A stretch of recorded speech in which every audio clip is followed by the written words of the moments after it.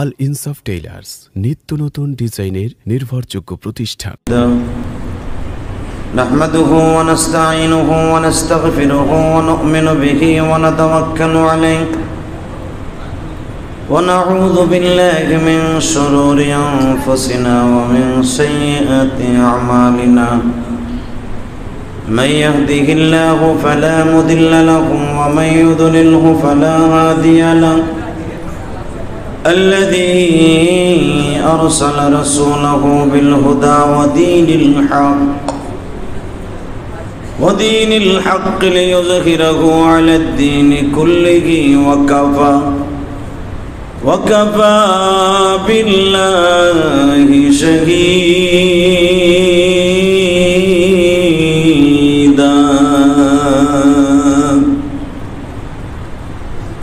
أما بعد فقد قال الله تبارك وتعالى: فأعوذ بالله من الشيطان الرجيم. بسم الله الرحمن الرحيم.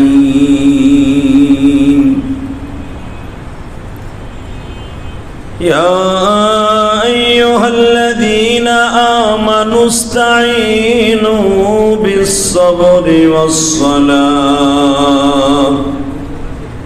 إن الله مع الصابرين.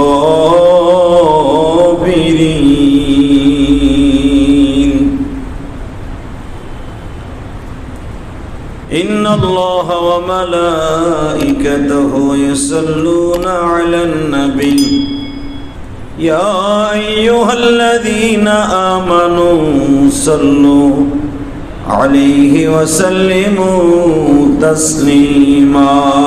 لا إله إلا الله.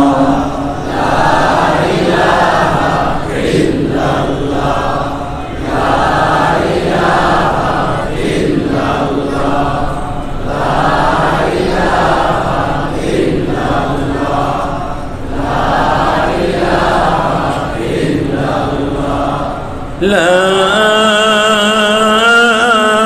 إله إلا الله محمد رسول الله صلى الله عليه وسلم.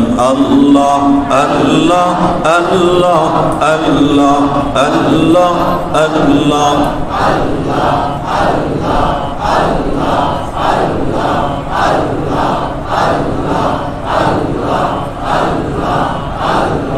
Allah Allah Allah Allah Allah Allah Allah Allah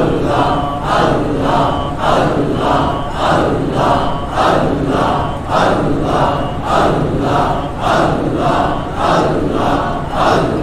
Allah Allah Allah La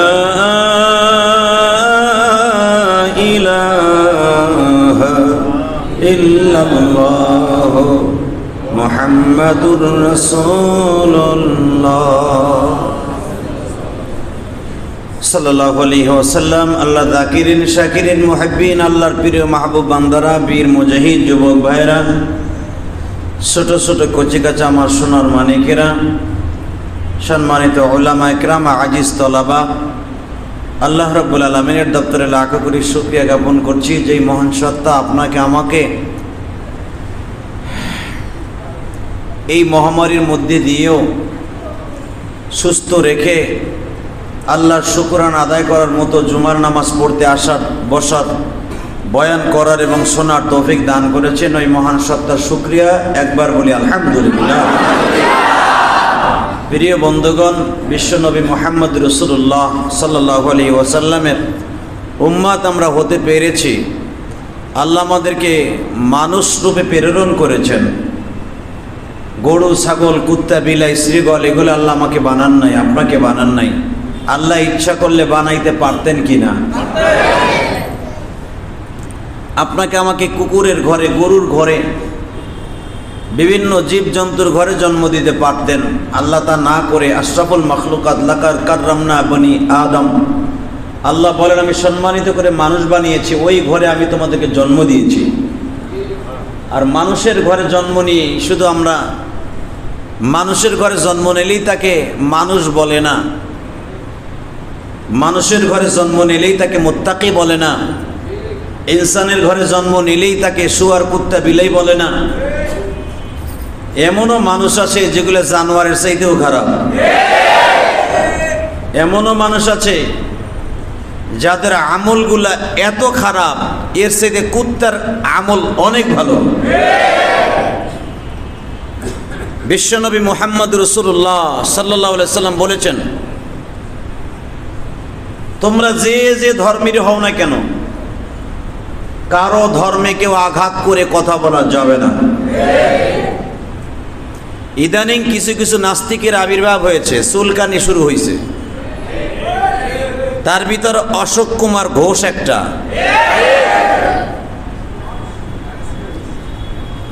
এই অশোক কুমার, ওর নামই অশোক, ওর নামই হলো অসুস্থ।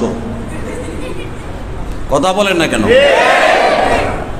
এই মাঝে মাঝে চুলকানি দিয়ে দেখে যে মুসলমান মরে গেছে না বাইচে আছে। মনে রাখতে হবে, আজও পর্যন্ত বাংলার মুসলমান কোনো মন্দিরে আক্রমণ করে নাই, কোনো গির্জায় আক্রমণ করে নাই। কিন্তু মুসলমানের ইসলাম নিয়ে যদি কেউ আক্রমণ করে, মুসলমান আওয়ামী লীগের হোক আর বিএনপির হোক আর জামাতের হোক, যে যে দলেরই হোক, কেউ বসে থাকবে না। কারণ মুসলমানের সবচেয়ে বড় কলিজার স্পন্দন হলো, তার সবচেয়ে বড় ইনফরম হলো আই এম মুসলমান। আমরা কোনো হিন্দুর পরে হিন্দুর নাম থাকবে না সংবিধানে।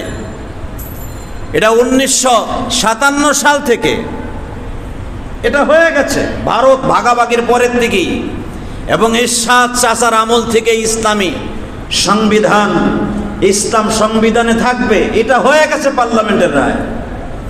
এটা নিয়ে একটা অশোক বিমারি লোক, ম্যাগনেট, তার সেরা অ্যাডভোকেট, এই তার সেরাটা নতুন করে আবার একটা সরকারের ভাবমূর্তি নষ্ট করার জন্য চেষ্টা করতেছে।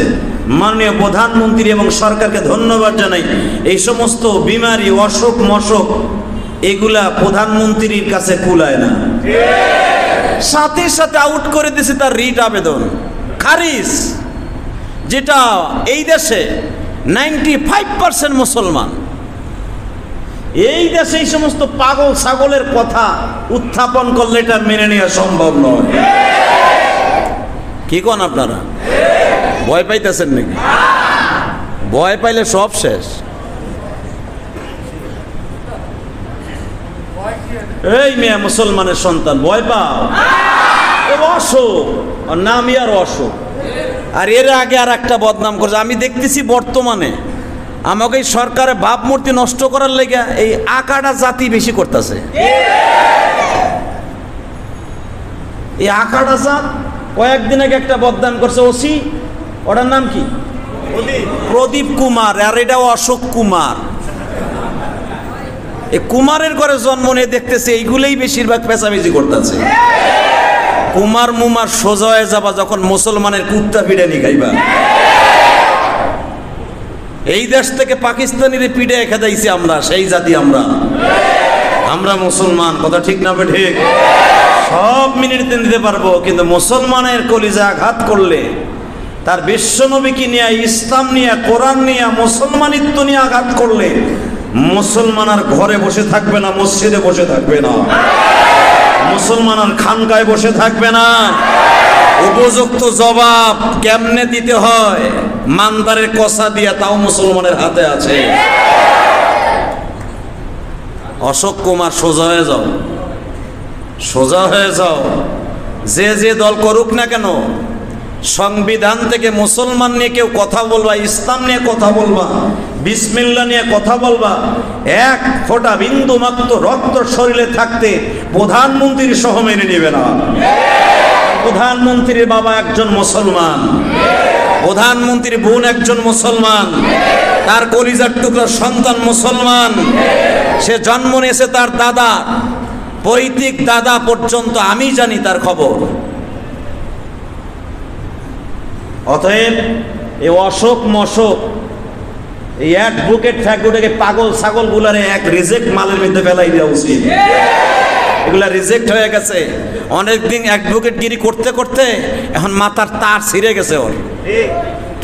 তুমি অশোক, বাংলাদেশে তোমার চাইতে অনেক বড় বড় শক্তিশালী অ্যাডভোকেট, তাদের ভিতরও গুড়াকিরমিতে চুলকানি শুরু হয়েছিল, তারাও পারে নাই। এটা সম্ভব নয়। প্রধানমন্ত্রীরা জানে, এই জন্য সাথে সাথে তার রিট আবেদন খারেজ করে দিছে। কত বড় সাহস এই দেশে! 95% দেশে মুসলমান, আবার সংবিধান থেকে বিসমিল্লাহ নিয়ে কথা বলে। আল্লাহ আমাদের ঈমান নিয়ে বাঁচবার তৌফিক দান করুন। যে সমস্ত চুলকানির গুরু বেডা নিয়ে চুলকাইতে চায়, এদেরকে হেদায়েত নসিব করুন।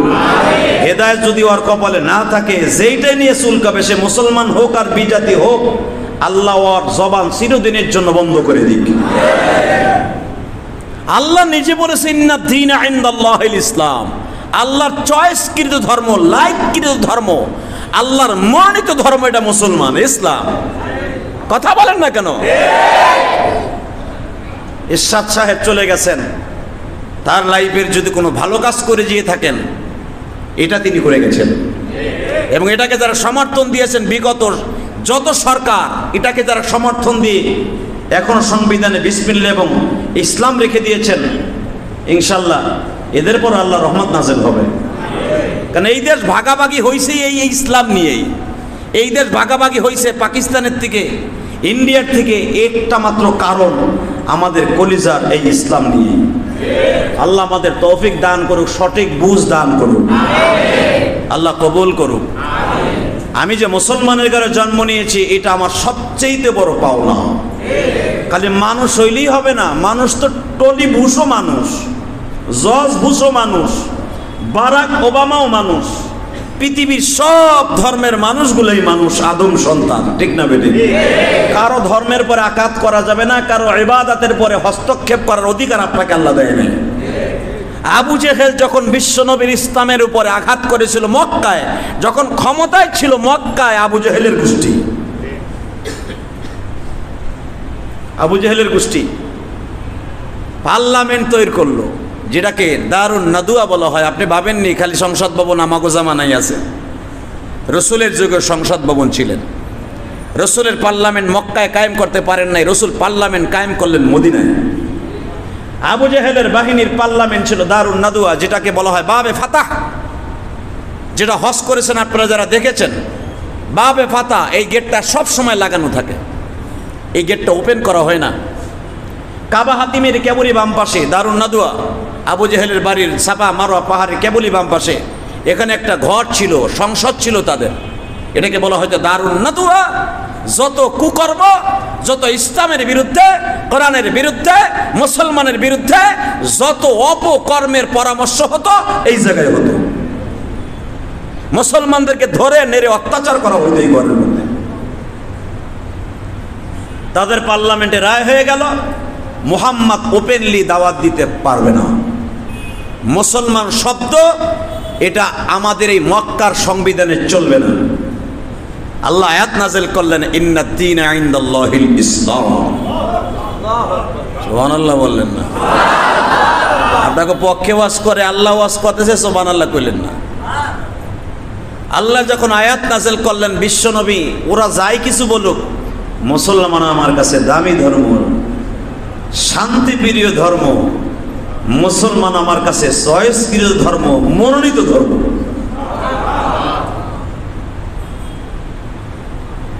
বিশ্বনবী সারা মক্কার মানুষগুলো ইসলামের বিরোধী, আমার আল্লাহ মুসলমানের পক্ষে।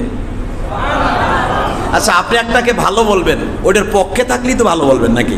না, বিপক্ষে থাকলে ভালো বলবেন। যারা আমাকে চয়েস করেন, ভালোবাসেন খতিব হিসাবে, যারা আমার বয়ান শোনার জন্য সেই সুদূর থেকে 9টার সময় 11টার সময় এসে আমি দেখি দরজার সময় আপনারা মিছিল মিটিংয়ের মতো খাড়াই দেন, আমি তো মাঝে মাঝে ভয় পাই যে এত মানুষ, শত শত মানুষ গেটের সামনে, গেট খোলার আগেই দাঁড়ায় থাকেন, খাইয়া কাম নাই। অবশ্যই আপনাদের কাজ আছে, অবশ্যই আপনাদের কর্মজীবী। আপনারা কেন আগে আসেন? কেন এসে দরজার কাছে ভিড় পাকায় থাকেন এত মানুষ? তখন আমার একদিক দিয়ে ভালোও লাগে, দোয়াও করি আপনাদের জন্য, যে এত কাজ ফেলে রেখে আপনারা মসজিদে ঢোকার জন্য পাগলের মতো দাঁড়িয়ে থাকেন।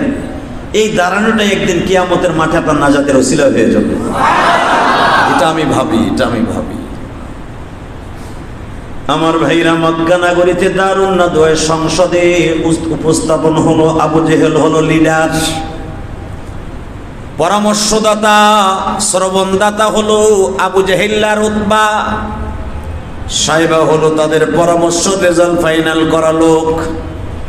সংসদে পাশ হয়ে গেল মুসলমানের রিট, মুসলমান যে ইসলাম ধর্ম, মুসলমান যেটা এখানে প্রচার প্রসার করার জন্য মাথায় গামছা বেঁধে কাপড়ের কাপড় বেঁধে নেমে গেছে, এইটাকে আর সামনে অগ্রসর হতে দেয়া যাবে না, এদেরকে কাবার বাউন্ডারিতে ঢুকতে দেয়া যাবে না। ভাইজান রে, সবাই একত্রিত হয়ে আমার নবীকে ডাকা হইল, মুহাম্মদ তোমার মুসলমানের দায়িত্ব, আর এ দেশে প্রচার করা যাবে না। আমার রসুল বললেন, আল্লাহ আমাকে দিনের দায়ী হিসাবে পাঠাইছে, আমার সারা পৃথিবী যদি তোমরা আমার হাতের মুঠের মধ্যে দাও, সারা পৃথিবীর যদি বাদশাহ বানিয়ে দাও, আল্লাহর সংবিধান থেকে, কাবা ঘরের সংবিধান থেকে ইসলাম শব্দটা মুছে ফেলা যাবে না। বিশ্বনবী আজ থেকে 1442 বছর আগে, আজ থেকে আরবি বছরের প্রথম দিন, তুমি আর আমি জানি জানুয়ারি ফেব্রুয়ারি বৈশাখ পান্তাবাতের অনুষ্ঠান। কথা বল। ইন্নাদ দীন ইনদাল্লাহিল ইসলাম, খালাকাস সামাওয়াতি ওয়াল আরদি ফি সিত্তাতি আইয়াম। আল্লাহ রাব্বুল আলামিন কোরআনের মধ্যে বলেন, ইন্না ইনদাল্লাহি, আল্লাহ রাব্বুল আলামিন কোরআনে বলেন, আমি আরবি মাসকে 12 মাসে বছরকে নির্ধারণ করেছি, আরবাতুন হুরুম, আমি 4টা মাসকে তোমাদের জন্য খাস করেছি। আরবি মাসের প্রথম বছরের মাস হলো মুহররম। কি নাম? আজকে মুহররমের 1 তারিখ গো বন্ধু, মুসলমানের খুশির দিন। মধ্যপ্রাচ্যে যে দেখো, তারা আজকে প্রতিটা ঘরে ঘরে আনন্দের উল্লাস করবে, আর আমরা আনন্দ উল্লাস করি। বৈশাখ মাস কবে আসবে, ওইটার দিন জামা কাপড় বানাই। আমার জামার মধ্যে থাকে হিন্দুদের ইউনিফর্ম, দোল, তবলা, হারমোনিয়াম, সেই গৌতম বুদ্ধর ছবি, তারপরে বড় বড় কুমিরের ছবি, কথা কন না কে, গণেশ বাবুর ছবি, পেশার ছবি। আমি মুসলমান, আমার কালচার পেশা দিয়ে কেমনে হই? আমার যদি জামা বানানোর কোনো মাসের কারণে, বছর কারণে হ্যাপি নিউ ইয়ার কোনো অনুষ্ঠান পালন করতে হয়, সেটা হবে এই মাসে মুহররমের চাঁদে। মুসলমান সব দিক দিয়ে আছে, নামে আছে, দাড়ি আছে, টুপি আছে, নামাজ আছে, মাগার কালচারে কিছুই নাই। দাড়ি বাঁকা বেটাও দেখি বৈশাখের জামা পইরা রাস্তায় নামে, কথা কন। হালাকে যদি সত্যিকারের নতুন জামায় রঙে রঙিন করতে হয়, কোন অনুষ্ঠান হয়, আজকে হবে মুসলমানের হ্যাপি নিউ ইয়ার। এই জোরে কা, আজকে মুহররমের বছরের 1442 বছর আজ থেকে শুরু, 1442 সাল আজ থেকে শুরু, 1442 হিজরি আজ থেকে শুরু, জুমার দিন। খবরও তো নাই আজকে মুহররমের 1 তারিখ, এটা জানেন? ওই 3 জনে কইছে জানি, আর সবাই এমন এমন করছে। আজকে মুহররমের 1 তারিখ, এই মাসে আল্লাহ দুনিয়া বানিয়েছে। এই মাসে আমার আল্লাহ দুনিয়া শেষ করে দিবে।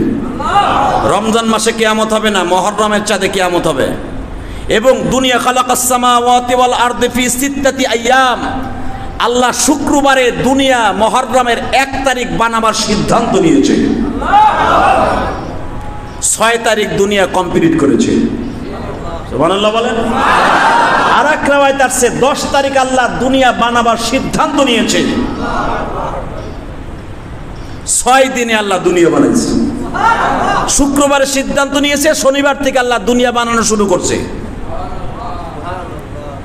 আর এক শুক্রবার আসার আগে শেষ করছে। আলহামদুলিল্লাহ বলেন। খালাকাস সামাওয়াতি ওয়াল আরদি ফি সিত্তাতি আইয়াম। আল্লাহ বলে আমি 6 দিনই দুনিয়া বানাইছি। কয় দিনে? আমি কইছি? কে কইছে? আমি শেষ করে দিব মুহররমের 10 তারিখ। কুল্লু মান আলাইহা ফানি ওয়া ইয়াবকা ওয়াজহু রাব্বিকা যুল জালালি ওয়াল ইকরাম।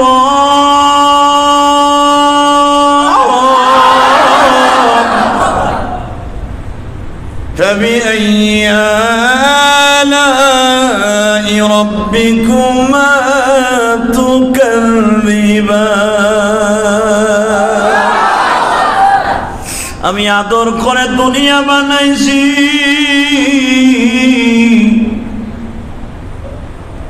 আমি মাওলা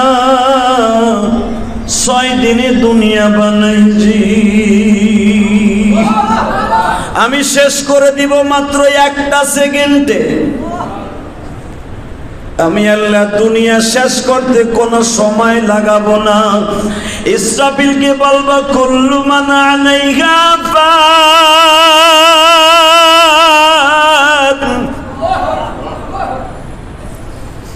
ইযা নুফিখা ফিস-সূরি ফাতাতুন। আল্লাহ বলবেন নুফিখা ফিস-সূর, সিংহায় ফু মার। সিংহায় ফু মারার সঙ্গে সঙ্গে তামাম পৃথিবীটা বাবা দেখবা মুড়ি যারা সেইখানে ভাসে, চাউলটা যখন উত্তপ্ত গরম বালির উপরে ছেড়ে দেওয়া হয়, দেখবা এই চাউলটা বাজান লাফাইতে থাকে, লাফাইতে লাফাইতে খয়ের মতো সাদা হয়ে কয়েক সেকেন্ডের ভিতরে মুড়ি হয়ে যায়। ওই চাউলটা কিন্তু আর নাম থাকে না বাবা, চাউলের অস্তিত্ব হারাইয়া মুড়ি হয়ে যায়। আমার আল্লাহ তাই বলেন আমি যখন ইসরাফিলকে বলবো কুল্লু মান আলাইহা ফান ইযা নুফিখা ফিস-সূর, সুরটা দিয়া ফুমাইরা দে। ইসরাফিলের সিংহার ফুর মধ্যে এত ভয়ঙ্কর আওয়াজ বাবা, 1 সেকেন্ডের ভিতরে সমস্ত মাখলুকের কান দিয়া গাল দিয়া পিছনের রাস্তা দিয়া পানি রক্ত বের হয়ে যাবে, লাশটা ফাটিয়ে যাবে 1টা সেকেন্ডের ভিতরে। খয়ের মতো লাফাইতে লাফাইতে প্রাণীগুলা মারা যাবে। ও বাজান আল্লাহর কাছে পানাহ চাইও।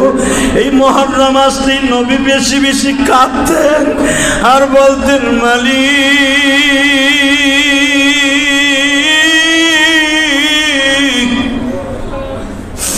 আযাব গজব যেমনি শুরু হয়েছে, মন বলে এই বছরই কিয়ামত হয়ে যাবে। আল্লাহ তুমি আমার উম্মত গুলারে কখনো পথভ্রষ্ট করে মানিও না। আল্লাহ ওয়াদা করছে আপনার উম্মতকে পথভ্রষ্ট করে মারব না। হে যুবক ভাইরা, দুনিয়ার কিসের বাহাদুরি দেখাও? আজকে কিন্তু সেই 21শে আগস্ট গ্রেনেড হামলার দিন, যখন একটা গ্রেনেড হামলা হয়েছিল তোমরা জানো সেই ইতিহাস। মানুষগুলা কিয়ামতের মাঠের মতো বাবা গুলিস্তানের ওই মোড়ে দৌড়াদৌড়ি ছোটাছুটি করেছিল। আজকে আমার মসজিদের সভাপতি বলে আমি ওই গ্রেনেড হামলার দিন ওই উপস্থিত ছিলাম। আমাদের মাননীয় সংসদ সদস্য ইলিয়াস উদ্দিন মোল্লাও ছিল, সেও ইনজুরি হয়েছিল। আমি তার মুখ থেকে শুনলাম হুজুর আমি প্র্যাকটিক্যাল মাঠে ছিলাম। মানুষগুলা সেকেন্ডের ভিতরে কিয়ামতের মাঠের মতো দৌড়াদৌড়ি শুরু হয়ে গেল। কে কোন দিকে প্রাণ বাঁচাবার লেগে দৌড়ায়। এমপি সাহেবের মুখে আমি শুনছি তার বাড়িতে যাইয়া গ্রেনেড হামলার দিনে সে বেহুশ হয়ে পড়ে গিয়েছিল। ও ভাইজান মনে পড়ে গেছে তখন ইসরাফিলের কথা, কিয়ামতের মাঠেও তো এইরকম মানুষ ছোটাছুটি করবে। আরে ভাইজান তোমরা শুনছো গর্ভবতী মা গর্ভপাত হয়ে যাবে, কেন হবে জানো নি?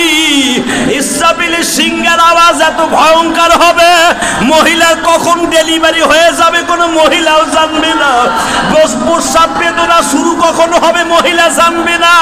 ইসরাফিলের সিংহের আওয়াজ এত ভয়ঙ্কর হবে, মা বোনদের আওয়াজ ব্যথার আওয়াজের চাইতে ভয় ভয়ঙ্কর হয়ে যাবে, কানের তালাগুলা টাস টাস করে ফাটিয়া যাবে, বুকের স্পন্দনগুলা টাস টাস করে ফাটিয়া যাবে, মাথার চুলগুলা উঠিয়া যাবে, ও ভাইজান দাঁতগুলা জোরে জোরে পড়ে যাবে। মানুষগুলা এত ভয়ঙ্কর দৌড়াদৌড়ি শুরু করবে, নিজের কোলের বাচ্চাকে মা দুধ পান করাইতে থাকবে, বাচ্চাকে লাথি দিয়ে মা ফেলাইয়া দিবে, বাচ্চাটা দাবাইতে দাবাইতে মারা যাবে। আমার আল্লাহ বলে দুনিয়ার মুমিনেরা রে, দুনিয়ায় একটা মুমিন থাকতে আমি আল্লাহ কিয়ামতের মাঠ ঘটাবো না। কিসের বাহাদুরি দেখাও, কিসের অট্টালিকা দেখাও। ইযা শামসু কুব্বিরাত ওয়া ইযান নুজুমু কদারাত ওয়া ইযাল বিহারু সুজ্জিরাত ওয়া ইযান নুফুসু সুফিজাত। আল্লাহু আকবার, জোরে বলো। ইযা সামাউ ফাতারাত ওয়া ইযাল কাওয়াকিবু ইনতাসারাত। বিশ্বনবী বলে ইযা শামসু কুব্বিরাত, কিয়ামতের আগে ওই সূর্যটা জমিনে ফেলাই দিবে, ওই চন্দ্রটা তারকাটা জমিনে ফেলায় দিবে। সূর্য বাবা এতই গরম, এতই আগুন, সারা দুনিয়া আগুন লেগে যাবে। দুনিয়াটা বাবা গরম পানি, এমন পানি হবে যেই পানি সেখানেই লাগবে মানুষগুলা সেকেন্ডের মধ্যে মোমবাতির মতো গলিয়া যাবে। আল্লাহ ওই কঠিন দিবস দেখাইয়া তুমি আমার মাইরো না। এই মুহররমের চাঁদে বেশি বেশি তওবা করো। যেই মহামারী আল্লাহ দিয়েছে বাবা, কিয়ামতের আলামতগুলো সব শুরু হয়ে গেছে। কখন যে কিয়ামত হয়ে যাবে কেউ জানে না।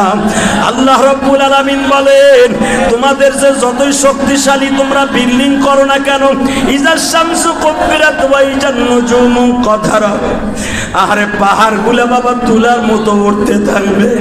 যেই পাহাড় বুম্বিং করে উড়ানো যায় না, এই পাহাড়গুলো ইসরাফিলের সিংহার ভুঁইর ছোটে বাবা তুলার মতো বাষ্প হইয়া, জলীয় বাষ্প হইয়া উঠতে থাকবে।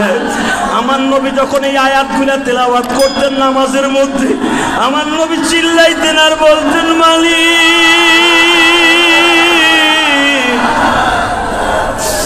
আমার উম্মতগুলার এই ভয়ঙ্কর দৃশ্য দেখায়, কি করিলাম দুনিয়াতে আসিয়া, তোমার কথা গেছি মাওলা ভুলিয়া, তোমার ইবাদত গেছি আমরা ভুলিয়া, মাফ করিয়া দাও গো মাওলা মোদেরকে, গুনাহগার বলে নিও না কবরে। সবাই বলেন আমিন। বিশ্বনবী এই কথাগুলাই বলতেন, মালিক রে আমার উম্মাত গুলারে গুনাহগার বলে কবরে নিও না। কিয়ামতের মাটি ইহুদি নাসারাদেরকে ডাক দিবা, আমার উম্মাত রে গুনাহগার বলে ডাক দিও না, অন্তত আমার উম্মাতকে তওবা করার সুযোগ দিয়ে দিও। এই মুহররমের চাঁদ আসলে নবী আমার সিজদায় বলে কাঁদতো। আপনারা জানেন এই মুহররমের 10 তারিখে হুসাইন শাহাদাতের সুদা পান করেছে। আল্লাহু আকবার বলেন। এই নাতিন দুইটাকেও দিয়ে দিয়েছে উম্মাতের লাগিয়া গো বাবা। আপনাদের জানা আছে 61 হিজরিতে যখন জন্মগ্রহণ করলেন হুসাইন, মারহাবা বলেন। 61 হিজরিতে যখন শাহাদাতের সুদা পান করেন হুসাইন, সে মুহররমের 10 তারিখ। এই হুসাইন যখন জন্মগ্রহণ করেন, হাসান যখন প্রথম জন্মগ্রহণ করেন, হুজুরের চাচি উম্মে ফজল আব্বাসের স্ত্রী আব্দুল্লাহ ইবনে আব্বাস, রইসুল মুফাসসির, পৃথিবীর শ্রেষ্ঠ মুফাসসির আব্দুল্লাহ, হুজুরের আপন চাচতো ভাই। পৃথিবীতে আমাদেরকে মুফাসসির কোন, আমরা মুফাসসির না। পৃথিবীতে যত বড় মুফাসসির আছে, আব্দুল্লাহ ইবনে আব্বাসের মতো মুফাসসির আজও পর্যন্ত জন্ম নেয় নাই। এই আব্দুল্লাহ ইবনে আব্বাসের লেখা একটা তাফসির আব্বাসিয়া, এটা তাফসির আছে, এটা এখন বাংলায় হয়েছে, উর্দুতেও আছে। পৃথিবীর সবচেয়ে বড় মুফাসসির ছিলেন আব্দুল্লাহ ইবনে আব্বাস, যেই মায়ের ঘরে জন্ম নিয়েছেন আব্বাসের স্ত্রী উম্মে ফাজল, আমার রসুল শুনতে পাইলেন, কারণ ফাতেমার ঘর আর মা আয়েশার ঘর একবারে পাশাপাশি। আসহাবে সোফা, হাজী সাহেবরা মসজিদে নববীর আসহাবে সোফার আপনি বসলেই দেখবেন মা ফাতেমার দরজাটা এখন সীসা দিয়ে এইটা দল নামগুলাকে বন্ধ করে দিয়েছে। কারণ শিয়ারা এবং ওই দেশের কিছু তুর্কিরা যারা শিয়া, এরা এইটাকে ওই সময় অনেক শিরক করত। এই জন্য সৌদি গভর্নমেন্ট এই ফাতেমার নামটাকে একবারে সীসা দিয়া বন্ধ করে দিয়েছে। আগেই নামগুলো আমি 2004 সালে আমি দেখেছি, ফাতেমার দরজাটা স্পষ্ট ছিল। আমি আসহাবে সোফায় 2004 সালে নিজে দেখেছি, যেই ঘরে হাসান জন্ম নিয়েছেন, হোসাইন জন্ম নিয়েছেন, ওই ঘরটা এখনো আছে। মারহাবা বলেন। আমার বিশ্বনবীর মাথার দিকে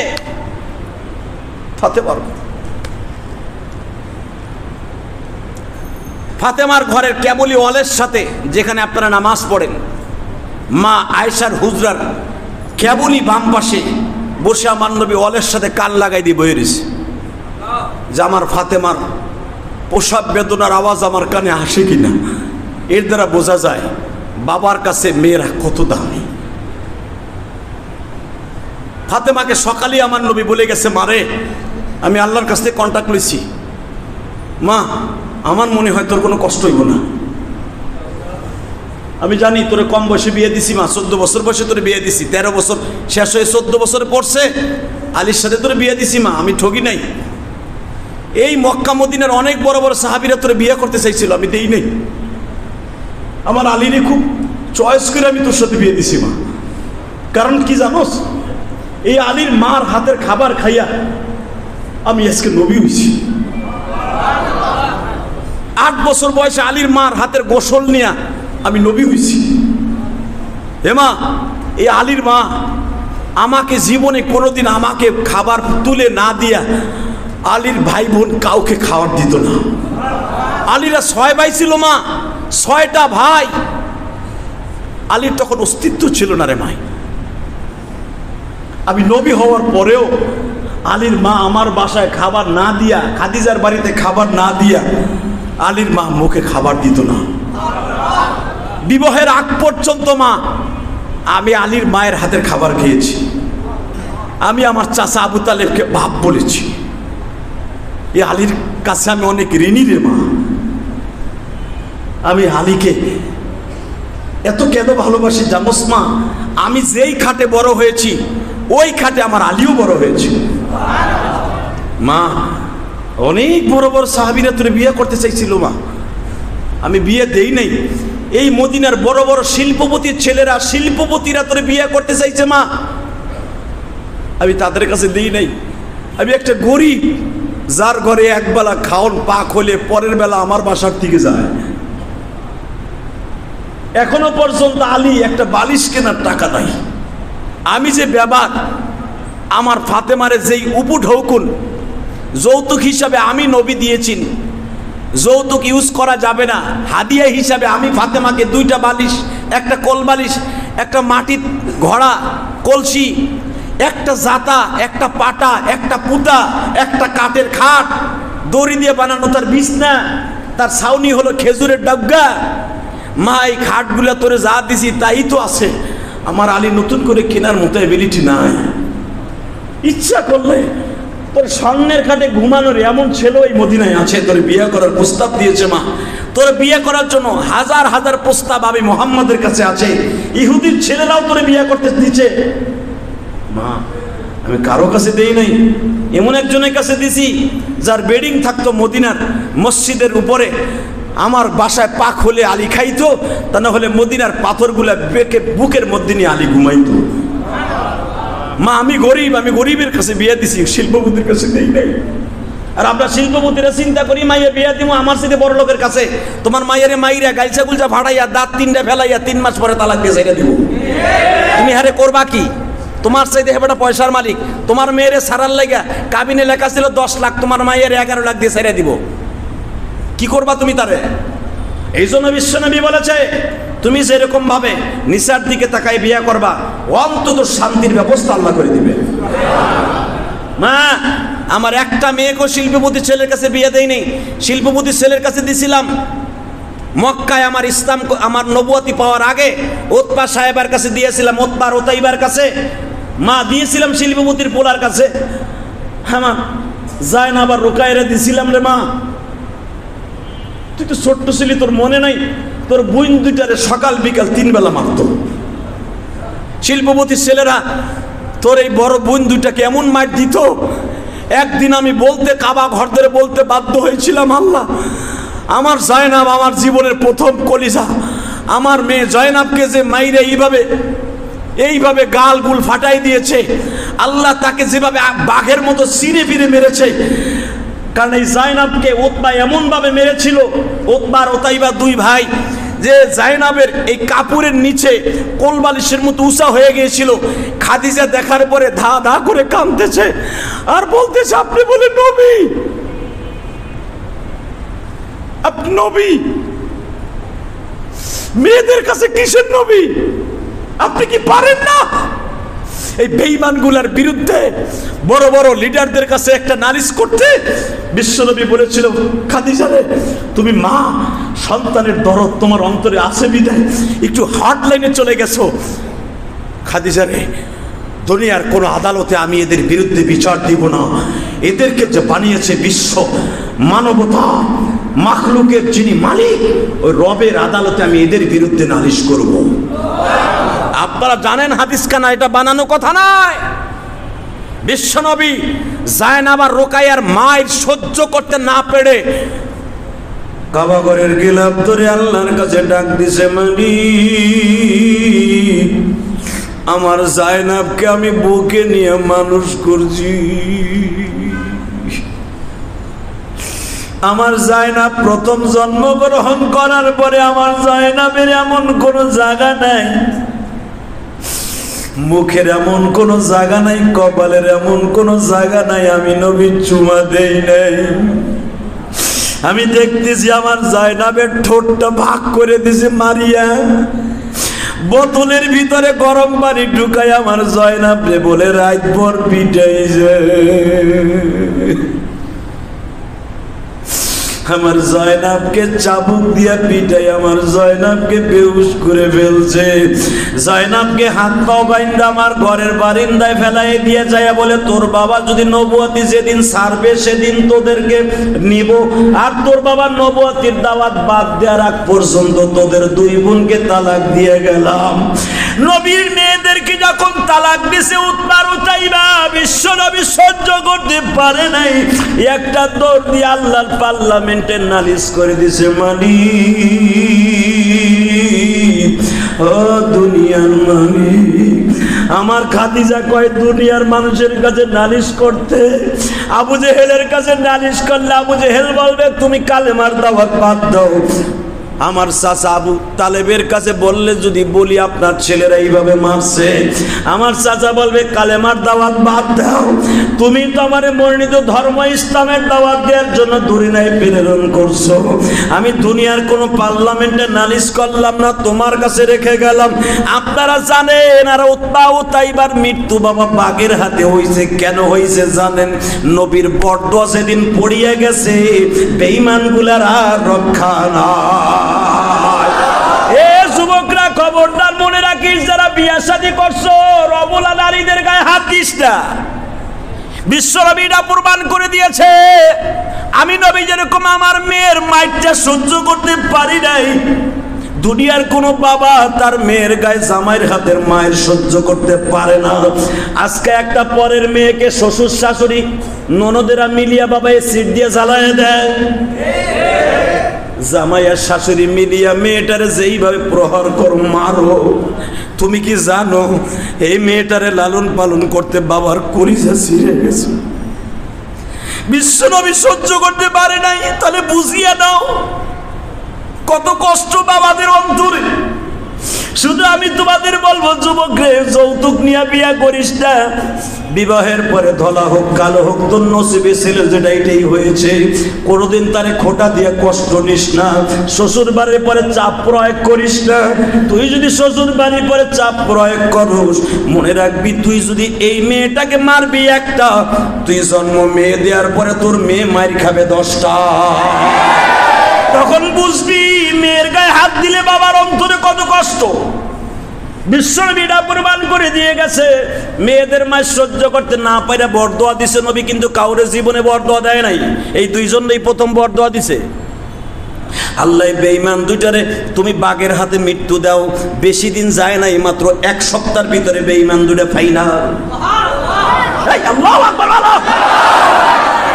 মা আমি বড় লোকের কাছে মাইয়া বিয়া দেখছি, আমার মেয়ে তোর বন্ধুটারে মারছে, মা এই জন্যই বাইসে আমি আলীরে বাইর করছি। মা ও মা তুই কান্দিস না মা, আমি ভাবতেছি তোর মা খাদিজা বাইসা থাকলে তোর এই প্রেগনেন্ট অবস্থায় তোর পাশে থাকলে একটা বুদ্ধি দিত।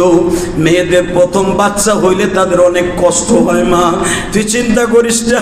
আমি মালিকরে বুঝাই কইছি, আল্লাহ আমার ফাতেমারে প্রসব বেদনায় যে কষ্টগুলো দিবা, ওই কষ্ট আমারে দাও, আমার ফাতেমারে দিও না।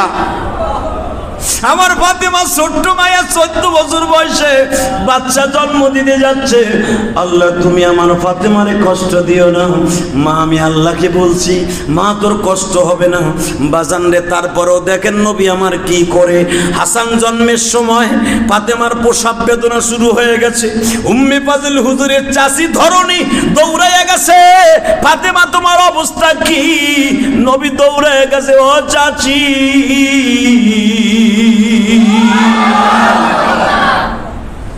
চাচি ও চাচি। এবং হুজুরের আরো বিবিদেরকে বলছে, তোমরা আমার ফাতেমার সাথে গল্প করতে থাকো, তোমরা গল্প করতে থাকো, আমার ফাতেমারে সাহস দিতে থাকো। আমার ফাতেমা যদি প্রসব বেদনায় একবার বলে ফেলে, ওটা কিন্তু আমার কলিজায় লেগে যাবে। এই জন্য নবী ওয়ালের কাছে বয়ে রয়েছে।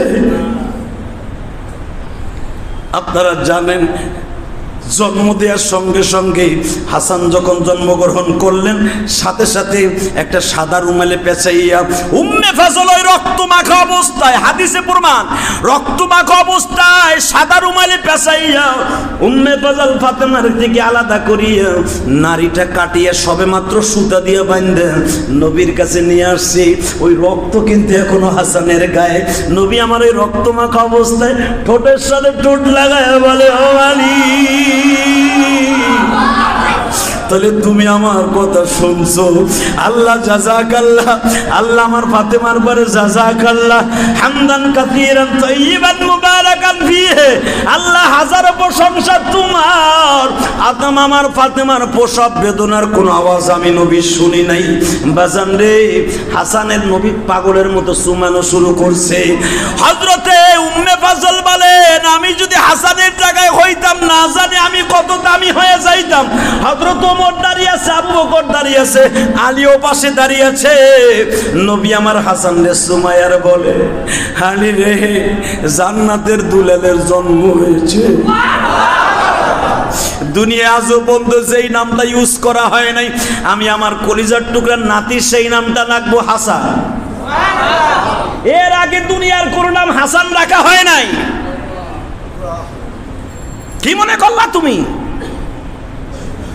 আমার নানু ভাইয়ের নামটা আমি হাসান রাখলাম, সুন্দর, লাল সুন্দর। আলী সাহেব দেখ, সাহেব দেখ, দেখ দেখ আমার নানু ভাই হুবাহু তোর নবীর মতো চেহারা। দেখ আমার হাসান কেমনে আমার দিকে তাকায় রয়েছে। আরহামাল্লাহ আরহামাল্লাহ রহিমাহুল্লাহ রহমান তহিমান তৈয়বা। ও মালিক, তোমার পবিত্র নাম, তুমি আমার হাসানের পরে রহমত নাযিল করো। আল্লাহুম্মা গফিরলি, আল্লাহ আমাকেও মাফ করো, আমার হাসানকেও মাফ করো, আমার ফাতেমাকে নেককার দান করো। ও মালিক, তুমি আমার প্রতি খুশি হয়েছো, আমার হাসানের প্রতি খুশি হয়েছো। নামটা কেমন হয়েছে একটু বলে দিবা। উপরের থেকে আওয়াজ আসলো, নবী আমি আল্লাহ নামটাকে চয়েস করেছি। হাসান নাম শুরু হয়ে গেল। একটু পরেই বাজান রে ফাতেমার কোলে তুলে দেয়। ফাতেমা আদর করে ফাতেমা জিজ্ঞেস করি আমার বাবা কোন কোন জায়গায় চুমা দিয়েছে। আওয়াজ হইল, ফাতেমা রে তোমার বাবাকে আমি দেখেছি। তখনও পর্দার আয়াত নাযিল হয় নাই বাবা। তখন ফাতেমা উম্মে ফাজল বলতেছে, ফাতেমা আমি দেখেছি আমার নবী হাসানকে পাইবার পরে এত আনন্দ চিত্তে হাসানকে চুমা দিতেছিলেন, মনে হচ্ছে নবীর কাছে ঈদের দিনের মতো খুশি। ফাতেমা নবী প্রথম দেখছি দুই ঠোঁটের মাঝখানে চুমা দিয়েছে, কপালে চুমা দিয়েছে। ফাতেমা রে নবীর এত আনন্দ আমি উম্মে ফাজল কোনোদিন দেখি না। এ যুবক ভাইরা রে, এখন তোমাদেরকে যেই হাদিস কেন শোনাবো, আল হাসান ওয়াল হুসাইন সাইয়্যিদা শাবাবি আহলিল জান্নাহ, বিশ্ব নবী বলেছেন হাসান হুসাইন হলো সমস্ত যুবকদের জান্নাতের সরদার। জান্নাতের প্রথম সভাপতির জন্ম হয়ে গেল। আল্লাহু আকবার বলো। জান্নাতের প্রথম সভাপতির জন্ম হয়ে গেল, জান্নাতের লিডারের জন্ম হয়ে গেল, বড় হতে লাগলো। বাজানরে আর মাত্র 11 মাসের মাথায় আবার জন্ম নিল আর একটা সন্তান, নাম হলো হুসাইন। কি নাম? জোরে কোন? পর্দার আয়াত নাযিল হয়ে গেছে। ফাতেমাকে ডেকে ডেকে বলে, মা প্রসব বেদনা শুরু হইলেও মা আওয়াজ করা যাবে না, মহিলাদের আওয়াজটাও কিন্তু ফরজ গো মা। পর্দা যেরকম ফরজ, তোর আওয়াজটাও কিন্তু ফরজ। ও মা, আমার বিশ্বাস, আমার মনে হয় এইবারও আল্লাহ রাব্বুল আলামিন তোমাকে একটা পুত্র সন্তান দিবে। মা, পুত্র সন্তান দিলে আমি নাম রেখে দেব হুসাইন। জোরে বলেন। তাই হলো, হাসান হুসাইন কিন্তু মাত্র 11 মাসের ছোট বড়। 11 মাসের মাথায় হাসানের বয়স, 11 মাসের মাথায় হুসাইনের জন্ম হয়ে গেল বাবা। আহারে, পরাপর 11 মাসের মাথায় যদি কোনো মহিলার দুটি সন্তান পরাপর হয়, দুই ভাই তো একসাথে দুধ খায়। কথা কন। 1.5 মাস হয়, 1.5 বছরও হয় নাই, 1 বছরও হয় নাই, 11 মাসের মাথায় হুসাইনের জন্ম। দুই ভাই একসাথে ফাতেমার স্তনের দুধ পান করে। আপনি শুনলে এখন আশ্চর্য হয়ে যাবেন, ও নানা ভাইরা, কেন নাতিদেরকে এত ভালোবাসেন? এটা কেন, কারণটা কি? আমার নবী আলীরে ডেকে ডেকে বলে, আলী রে আমি তো আর রাত্রে যেতে পারবো না, আমি সারাদিন দুইজনের একজনের কোলে পিঠে করে মানুষ করতে পারবো। আমার মা আরে টেনশন করতে না কর, আমি আমার নানু ভাই একজনকে লালন পালন করব, আর একজন আমার ফাতেমা লালন পালন করবে। আপনাদের জানা আছে কিনা জানি না, হাসানকে নবী সদা সর্বদাই কোলে রাখতেন। নবী নামাজের সময় সামনে নিয়ে আসতেন, আয়েশার ঘরে শোয়ায় রাখতেন।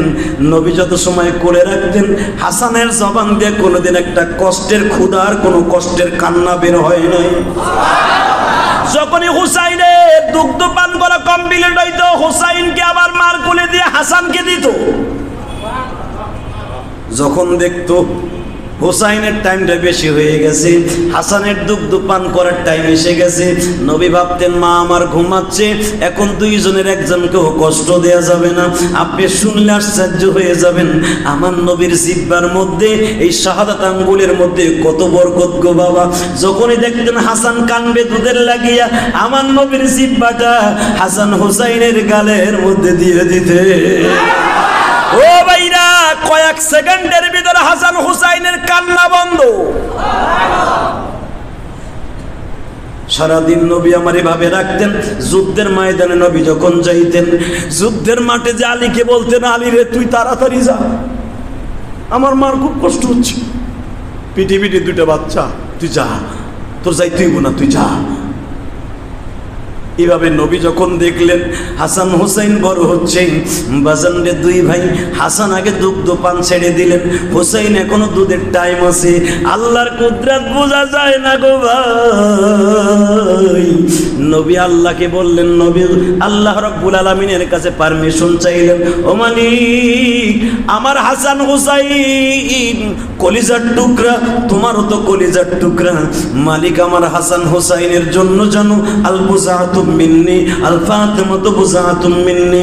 আমার ফাতেমা আমার গায়ের একটা গোশতের টুকরা, আমার গোশতের টুকরা জানো এই আমার নাতিদের কারণে কষ্ট না হয়। তাহলে বোঝা গেল ফাতেমাকে নবী কত ভালোবাসতেন। ও ভাইরা, রাতকে রাত আমার নবী ফাতেমার ঘরের বারান্দায় বয়ে বয়ে হাসান হুসাইনকে আদর করতেন।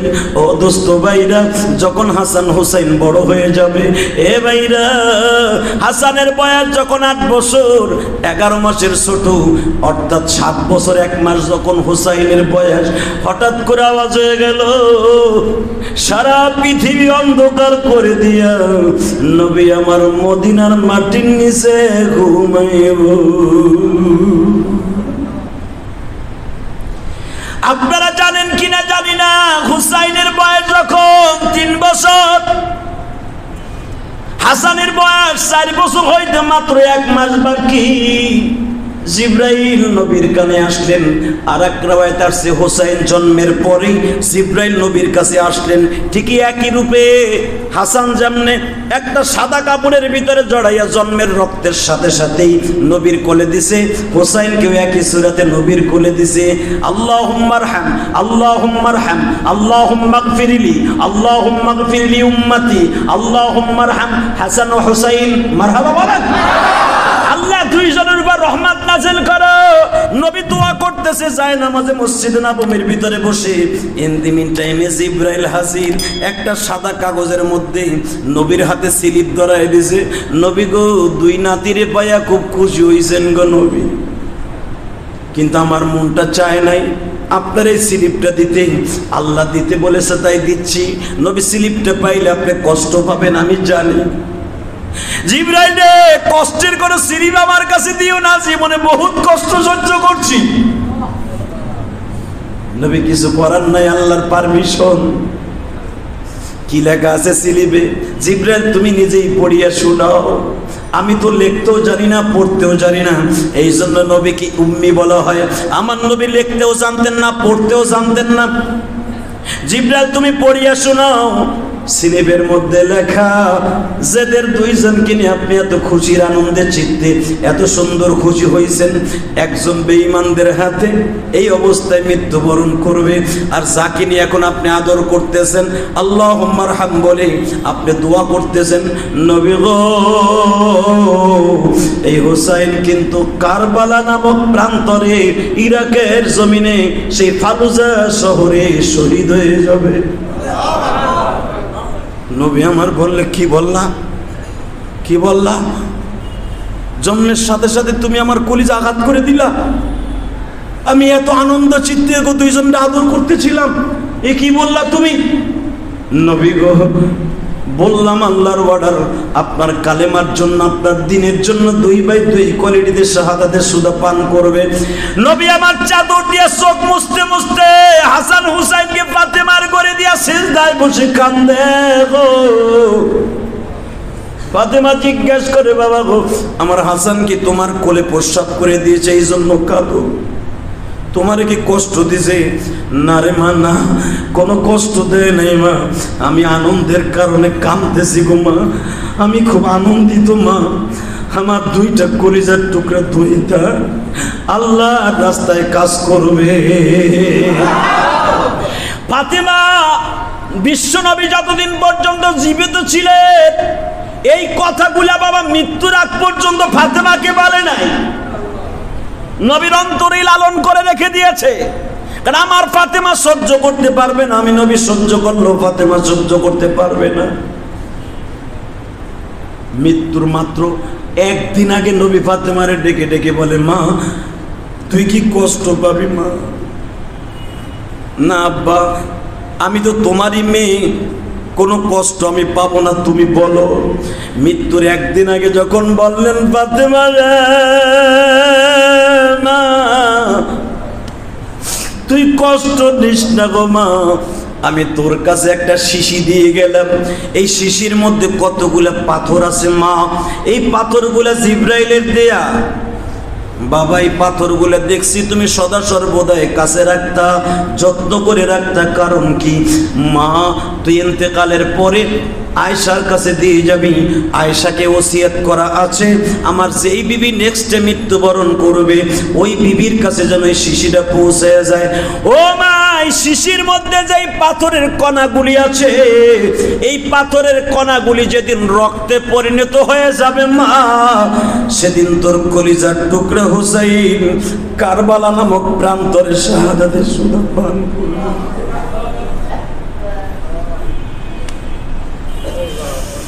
ফাতেমা একটা চিৎকার দিয়ে বলে, বাবা সেই মাসটা কোন মাস? মুহররমের মাস।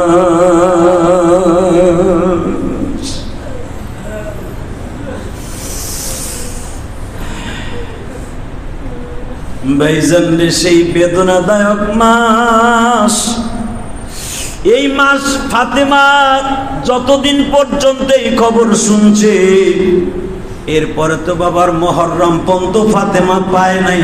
6 মাস পরেই তো ফাতেমা মারা গেছে। মুহররমের চাঁদ আসতেই নবী কেন বেশি বেশি কাঁদতেন? এই হুসাইনের 3 বছর বয়সের পরের থেকেই নবী মুহররমের চাঁদ যতদিন আসছে ততদিনে আল্লাহর কাছে কাঁদছে, কিয়ামত কায়েম হবে, এই জন্য নবী কেঁদেছে। আমরাও এই মাসে একটু বেশি বেশি রোনাজারি করি, দেখি আল্লাহ আমাদের ঈমান রিফাইন করে জান্নাতের ব্যবস্থা করে দেয় কিনা। জোরে কোন আমিন, জোরে কোন আমিন। জানুয়ারির 1 তারিখ ভালো ভালো খাইতেন, ভালো পোশাক পরতেন, বন্ধু বান্ধবীর কাছে ফোন দিতেন। বৈশাখের 1 তারিখ আগের থেকে টেলিফোন করে রাখতেন, বোটানিক্যাল গার্ডেনে আইসো। হালাকে ওইটা মুসলমানের অনুষ্ঠান না। মুসলমানের অনুষ্ঠান হলো জানুয়ারি নয়, বৈশাখ নয়, মুসলমানের অনুষ্ঠান হলো আজকে। মুসলমান অনুষ্ঠান হলো 10ই ফেব্রুয়ারি, 10ই মুহররম সামনে আইতাছে, আগামী জুমার পরেই 10ই মুহররম ইনশাআল্লাহ। সবাই ভালো থাকেন, সুস্থ থাকেন, 10ই মুহররম পর্যন্ত ভালো থাকেন। বিশ্বনবী বলেছে 10ই মুহররম যারা আত্মীয় স্বজন দাওয়াত দিয়া এবং নিজে ভালো ভালো কোরমা পোলাও খাবে, আল্লাহ রাব্বুল আলামিন তাকে সারা বছর ভালো খাওয়াবে। যার ঘরে গোশত নাই, মুরগি কিনে তুই দিবা, এটা আমার অর্ডার। যদি মুসলমানের বাচ্চা হয়ে থাকো, জানুয়ারি ফেব্রুয়ারিতে খাইবা, বৈশাখে খাবা বান্দাবাদ। ইলিশ মাছ কিনে তো 1 সপ্তাহ আগে, 1 সপ্তাহ আগে আল্লাহ যেদিনকে খেতে বলেছে তার নবীকে, নবী বলেছে 10ই মুহররম আমার উম্মত যত ভালো ভালো খাবে, আমি নবী ঘোষণা দিলাম তাদেরকে সারা বছর আল্লাহ ভালো খাওয়াবে। জানুয়ারির লেগে বৈশাখের লেগে 1 সপ্তাহ ইলিশ মাছের দাম বাড়বে, বিদায় ফ্রিজে ঢুকাও। আর আমি বললাম কালকেই মুরগি কিনবা, গোশ কিনবা, 10ই মুহররম ছেলে মেয়েদের কিনে আরামে খাইবা ইনশাআল্লাহ। খাবেন তো সবাই? যদি কোন পয়সা নাই, করোনার কারণে কামাই নাই, টাহি মাছ তো কিনতে পারবেন। মুহররমের 10 তারিখে নিয়ত করে খামু পোলাপান নিয়ে ভালো ভালো আমার টাকি মাছ কিনলাম, মুহররমের 10 তারিখে নিয়ত করে সওয়াব পাবেন ইনশাআল্লাহ। মন থাকবে তো? আজকে বছরের 1ম দিন, আল্লাহর কাছে কিছু করার দরকার আছে না নাই? আপনাকে দুটো পাও ধরে কইছি, এই মুহররমের সাথে কিয়ামত হয়ে যাবে। মুহররমের সাথে আল্লাহ দুনিয়া বানিয়েছে, মুহররমের সাথে দুনিয়ার সবচেয়ে বড় বড় ইতিহাস ঘটাইছে। আজকে মুসলমানের যখন 1ম বছর, আজকে আপনাদের সকলের কাছে আমি হাত পাতবো আমার আল্লাহর ঘরের জন্য। দুটো পাও ধরে বলছি, আমার কেউ খালি হাতে ফিরাবেন না, আল্লাহ আপনাকে খালি হাতে ফিরাবে না। অন্তত গত জুমায় বিগত ঈদের পরের থেকে নিয়ে যে কয় টাকা দান করছেন, কার মা নাই কার বাবা নাই আমার দেখার বিষয় নাই। যখন আজকে মুসলমানের 1ম বছরের দিন, আজকে 1442 হিজরি শুরু হয়ে গেল, আমার নবীর ঘোষণা কিন্তু বছর। আমি অন্তত কয়েকশো হাত আজকে দেখতে চাই।